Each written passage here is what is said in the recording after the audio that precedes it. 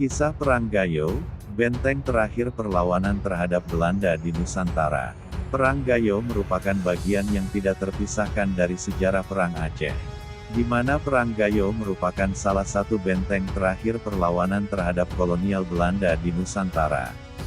Perang Gayo dimulai saat Kesultanan Aceh pada awal tahun 1900-an yang terus melakukan perlawanan terhadap Belanda mulai terdesak, di mana saat Sultan Muhammad Daud Syah Raja Aceh terakhir ditangkap di Pidi pada 1903.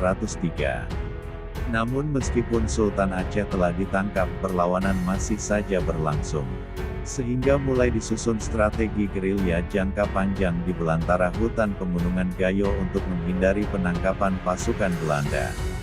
Tanah Gayo merupakan salah satu wilayah yang paling terakhir dimasuki Belanda selama menjajah seantero Nusantara. Ada banyak nama para pejuang dari Tanah Gayo, diantaranya Tengku Tapa yang berasal dari Telong. Konon Tengku Tapa banyak memiliki ilmu kanuragan. Ilmu ini dimilikinya sekembalinya selama 7 tahun bertapa di Gunung Geredong dekat Telong Takengon. Dia adalah salah seorang pejuang yang sangat ditakuti oleh Belanda saat itu. Tengku Tapa sendiri diyakini sebagai salah satu panglima di Kesultanan Aceh, sehingga perjuangannya banyak mendapat simpati dari masyarakat yang membuat moral pasukan Belanda yang begitu ditakuti di seluruh Nusantara menjadi jatuh. Tengku Tapa ditemani oleh dua anak buahnya, Pang Pren dari Muntekala, Kampung Kum Pegasing, dan Pang Ramung dari Kebayakan. Pang Pren dan Pang Ramung sering berada di Aceh Timur dan Aceh Utara bersama Panglima Tengku Tapa. Bahkan kedua-duanya sering diikut-sertakan menghadap Sultan Aceh dan pembesar-pembesar lainnya di Kutaraja.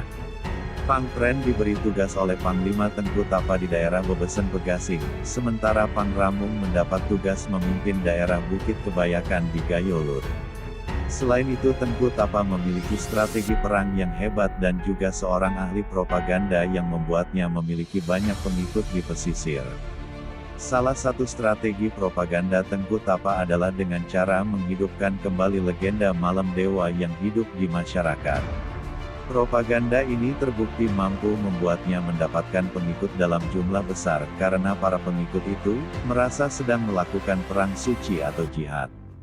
Pasukan Panglima Tengku Tapa merupakan gabungan antara pasukan dari dataran tinggi Gayo dan pasukan dari Aceh. Mereka bergerak di sekitar Aceh Timur dan Aceh Utara sekitar tahun 1898 dan 1900.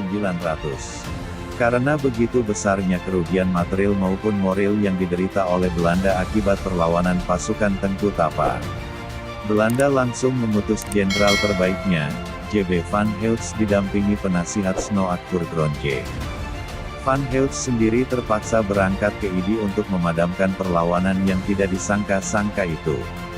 Namun, pasukan Tengku Tapa terus maju menghadang pasukan meriam dan infanteri Van Heulst, sehingga banyak di antara mereka yang menjadi syahid. Pasukan Van Heulst memperoleh kemenangan dalam serbuan itu, dan mereka terus mengejar sisa-sisa pasukan Tengku Tapa hingga ke Senebok. Tengku Tapa akhirnya syahid di daerah Pasi Aceh Utara pada tahun 1900. Namun perlawanan diteruskan oleh sisa-sisa laskar Tengku Tapa di wilayah Pegunungan Gayo. Setelah Van Heulst ditunjuk sebagai gubernur militer dan sipil di Aceh pada bulan Februari tahun 1904, dia memerintahkan Letnan Kolonel B.C.E. Van Dalen memimpin pasukan Marsose untuk menyerang Tanah Gayo dan Alas di tengah-tengah Pegunungan Aceh untuk menamatkan perlawanan rakyat di sana. Serangan pertama dilancarkan di Gayo Laut, kedua ke Gayo Linge, ketiga ke Gayo Lues, dan serangan keempat ke Tanah Alas. Perang berlangsung selama 10 tahun dengan korban yang tidak sedikit di pihak Belanda maupun para pejuang Aceh. Kemudian pada tanggal 8 Februari sampai dengan tanggal 23 Juli tahun 1914 di bawah perintah Letkol G.C.E. Van Dalen, suatu kolonel Marsose mengadakan penyerbuan ke Tanah Gayo dan Alas. Pertempuran di Gayo dan Alas ini memakan korban yang sangat besar. Orang-orang Gayo telah siap menyambut pasukan Marsose yang datang ke kampungnya dengan pakaian serba putih menandakan mereka siap untuk mati syahid. Dalam perlawanan pun mereka hanya menggunakan senjata pukul dengan bedil lantak tua yang tidak sebanding dengan persenjataan pasukan Marsose, sehingga dalam waktu yang sekejap mereka berhasil ditumpas.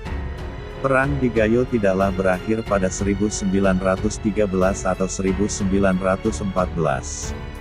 Karena dari tahun 1914 masih banyak terjadi perlawanan di Aceh. Sehingga pada tanggal 12 Maret tahun 1942 pasukan Jepang mendarat di Aceh. Mereka terus menggempur pasukan Belanda yang masih tersisa. Akhirnya pada tanggal 28 Maret tahun 1942, 3 minggu setelah Jawa menyerah ke Jepang, Jenderal Overaker menyatakan takluk.